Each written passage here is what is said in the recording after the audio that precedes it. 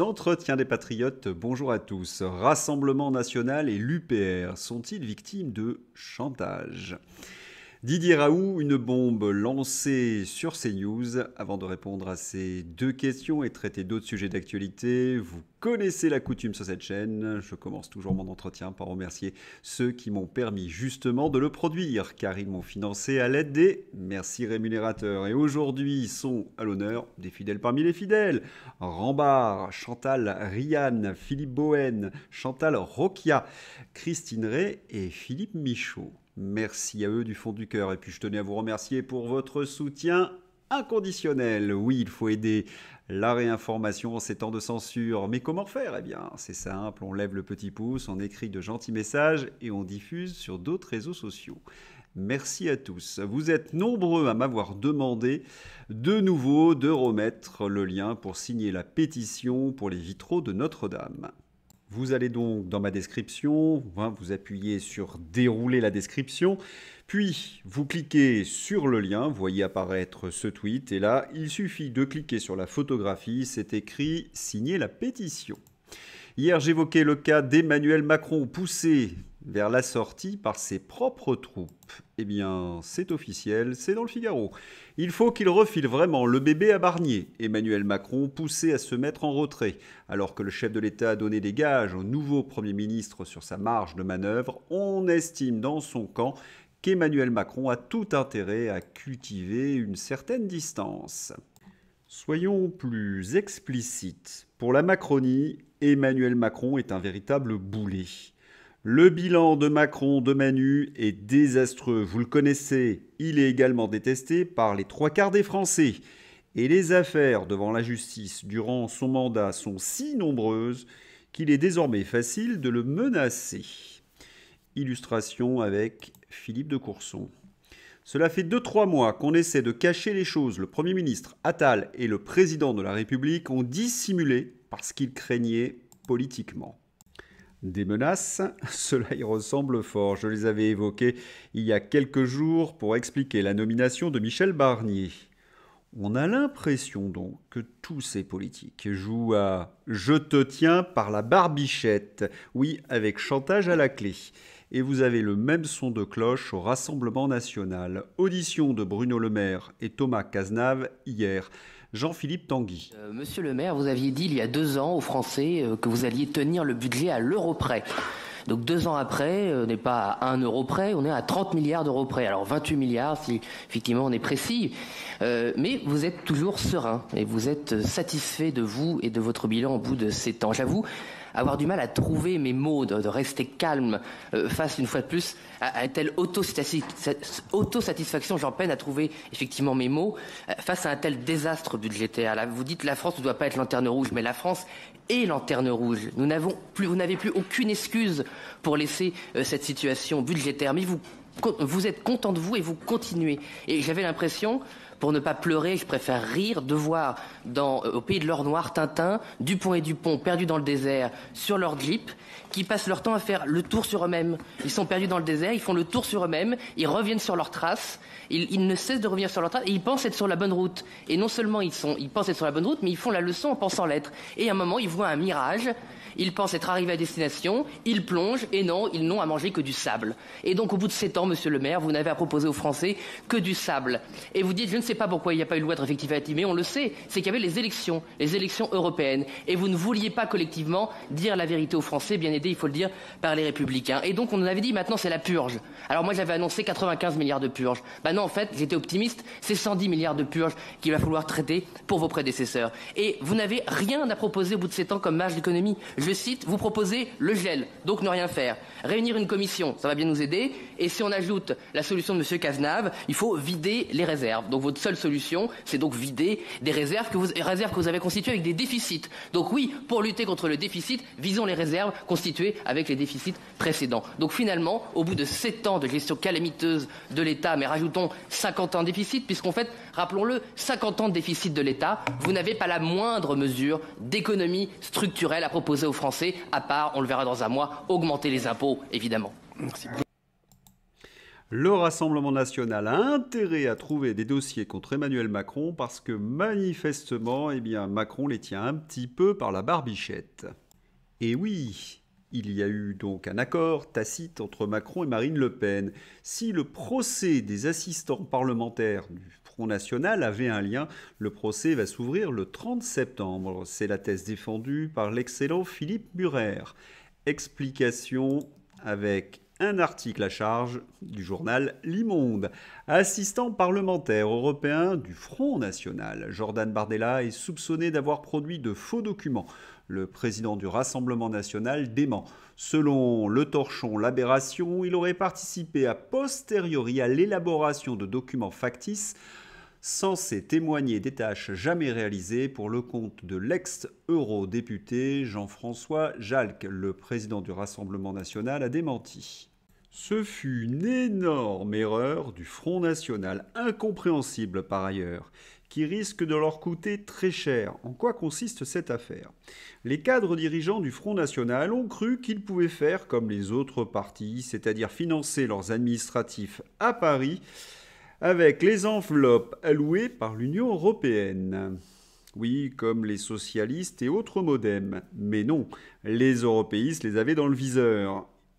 Ils ont donc été coincés par l'Union européenne. Pour reprendre le mot de Philippe Murer, qui était assistant parlementaire du Front National à cette époque, c'était non seulement malhonnête, mais complètement crétin, parce que justement, ils étaient dans le viseur. La vidéo est dans ma description. En ce qui concerne Jordan Bardella, il n'a jamais été cité dans la procédure. Cela sent la boule puante du torchon Libération. Est-ce que Macron donc a utilisé cette affaire pour obtenir certaines concessions du Rassemblement national ? Cela y ressemble fort. N'hésitez pas à regarder l'excellente vidéo d'Alexis Poulain et de Philippe Murer. Mais une réflexion personnelle. Lorsque l'on connaît les dossiers sur Emmanuel Macron et que l'on voit le Rassemblement national être embêté pour ce genre de choses, on se dit qu'en France, la justice, c'est 2 poids, 2 mesures. Position très étonnante de François Asselineau. Oui, il a l'air d'en passer en quelque sorte pour Michel Barnier. Selon François Asselineau, il est bien plus utile pour la France d'accorder à Michel Barnier le bénéfice du doute, lui rappeler ses très souverainistes déclarations passées et récentes sur l'Europe, et le mettre au pied du mur en lui demandant de les mettre en œuvre maintenant. François Asselineau ajoute également que c'est un homme très expérimenté. Sans nul doute, il est très expérimenté pour détruire la souveraineté de la France. Michel Barnier a coécrit le traité constitutionnel européen pour le faire passer en 2008 au Congrès en renversant le vote non des Français lors du référendum de 2005. Et en 2005, il soutenait bien évidemment le oui à ce référendum. Il a soutenu également le traité de Maastricht. Et certains vont laisser Premier ministre un type pareil, pas besoin d'écouter son discours de politique générale. Et lorsque l'on évoque les positions souverainistes de Michel Barnier, permettez-moi de sourire, parce que Barnier est devenu souverainiste quelques semaines, en 2021, pour obtenir l'investiture de quel parti déjà ? Les LR. Oui, à chaque fois, c'est le même numéro. Le candidat évoque les mannes du général de Gaulle, la souveraineté de la France, et une fois élu, eh bien, tout cela est renvoyé au placard. Sarko avait agi de même, comme Chirac auparavant.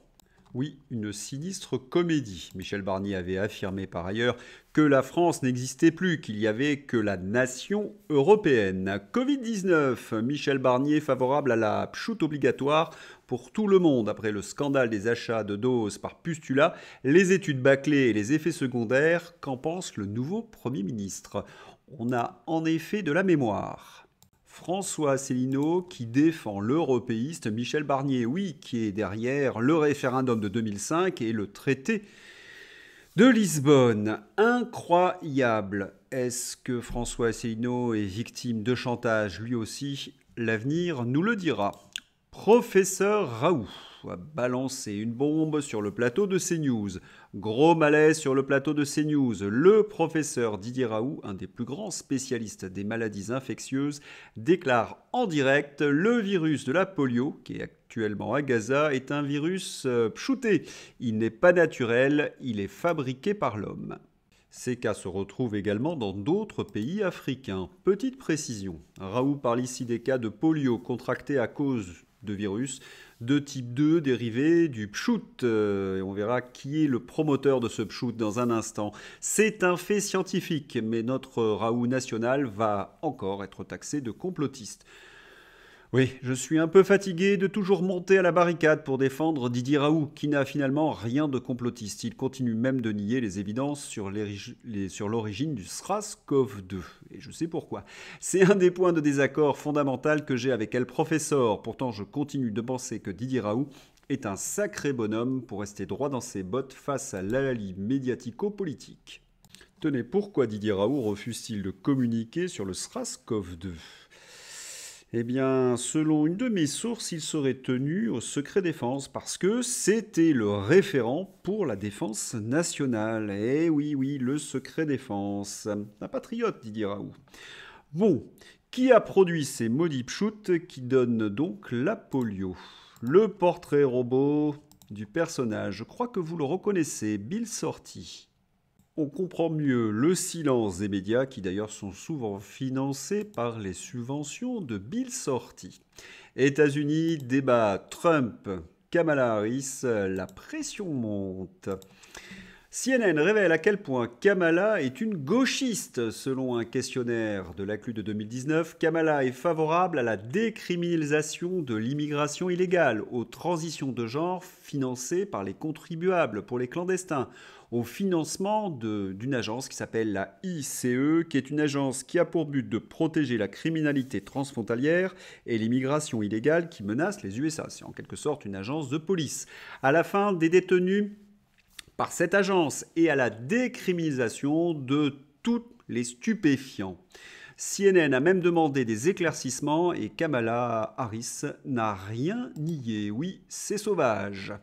Ça cogne sec. Et lorsque l'on visionne les réseaux sociaux aujourd'hui, on découvre toute une série d'images de Donald Trump avec des chats, avec ce type de slogan « Sauve-nous, vote Trump ». Mais d'où cela vient-il ? Un chat vient de se faire dévorer par une migrante illégale. Donald Trump sera le garant de la protection de la vie animale. Il vient de le promettre. Sacré Donald, on croise les doigts. Puisqu'on parle d'immigration, on va revenir en France puisque Michel Barnier a promis un ministère de l'immigration. Une promesse qui a duré 24 heures. La création d'un ministère de l'immigration n'est pas sur la table, assure Matignon. Annoncer un truc en pseudo-off pour tester l'opinion et se rétracter aussi sec. Pas de doute, on est en Macronie. Macron a certainement fait les gros yeux. La situation est résumée par l'excellent Vincent Herouette, qui s'exprime sur la nomination de Michel Barnier en tant que Premier ministre. Qui peut imaginer que la France peut avoir une véritable politique étrangère avec un gouvernement aussi fragile et un président aussi désavoué ? La vidéo est dans ma description. Et c'est pourtant une évidence, mais rien de plus difficile de voir ce que l'on voit sur les plateaux de télévision. Et c'est la même cacophonie, comme dirait Valérie Hayé, au niveau européen. L'Europe nous appauvrit, l'Europe est une catastrophe industrielle, l'Europe est une catastrophe monétaire. Oh, ce n'est même pas moi qui le dis. On pourrait m'accuser d'ailleurs de partialité. Non, c'est Mario Draghi. Le cri d'alarme de Mario Draghi face au risque de déclassement de l'Europe. L'ex-président de la BCE appelle à un sursaut de compétitivité pour enrayer la lente agonie de l'Europe face à la concurrence de la Chine et des USA. Eh Mario, qu'est-ce qui ne fonctionne pas en Europe ? Tout, la monnaie, la Commission européenne, Schengen, la CEDH, les normes, le libre-échange. Mais Mario, il n'y a qu'un seul moyen pour s'en sortir, ce serait de quitter l'Europe. Est-ce que les Allemands sont en train d'y penser ? Immigration, l'Allemagne va étendre les contrôles à l'ensemble de ses frontières, y compris avec la France. Après l'attentat de Solingen perpétré il y a 2 semaines, Berlin juge le renforcement des contrôles nécessaires pour la protection de la sécurité intérieure contre les menaces actuelles du terrorisme islamiste. En France, c'est d'extrême droite, en Allemagne, c'est normal. Il va falloir reprendre le contrôle dans notre pays et le plus rapidement possible. Même son de cloche au Figaro, l'Allemagne va refouler à ses frontières les réfugiés illégaux. Jusqu'alors très réticent à adopter une telle initiative, le gouvernement allemand de Scholz a annoncé lundi ce qui constitue à ce jour la mesure la plus radicale de sa politique migratoire. Berlin a informé ses principaux voisins, dont la France. Il faut bien comprendre ce que cela signifie. On va vers la fin de Schengen, parce que d'autres pays annoncent prendre les mêmes mesures. Et en Allemagne, on est en train de viser l'euro. L'Allemagne a un fonctionnement plus démocratique que la France. Quand le peuple gronde, les politiques se couchent outre-Rhin. En France, quand le peuple gronde, eh bien Macron sort la muselière. Comment ? Comme cela. Elle broie les gens, toxique, humiliante, menaçante. Le lourd CV d'Agnès Varamian, l'informée, a recueilli de multiples témoignages sur le climat de terreur qu'aurait entretenu celle qui sera bientôt directrice de France Info. Pour museler la liberté de la presse, il faut en effet des cas, très très particuliers. Et il faut également des journalistes ayant des problèmes auditifs. Emmanuel Macron et Andrew Persson présentés au public du Stade de France. Le public a manifestement une dent contre Andrew Persson, si l'on entend bien les sifflets du Stade de France. Le monde entier a vu et entendu les sifflets envers Emmanuel Macron. Le monde entier ? Non. Un village peuplé d'irréductibles macronards réfractaires résiste encore et toujours à la vérité. Et chose bizarre, ce village s'appelle l'immonde. Vous reprendrez bien un peu de niel ? La désinformation, c'est tout un métier. Nous venons d'apprendre la disparition de James Earl Jones, la voix originale de Dark Vador dans Star Wars, où il est mort à l'âge de 93 ans.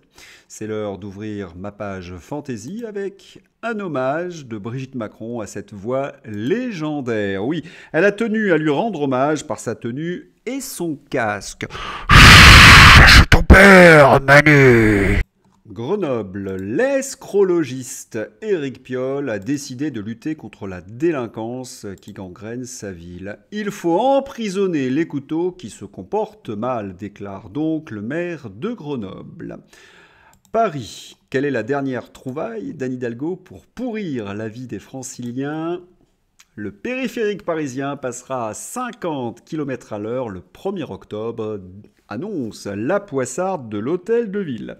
On évoque déjà à la mairie de Paris une nouvelle piste pour pourrir la vie des automobilistes sur le périphérique.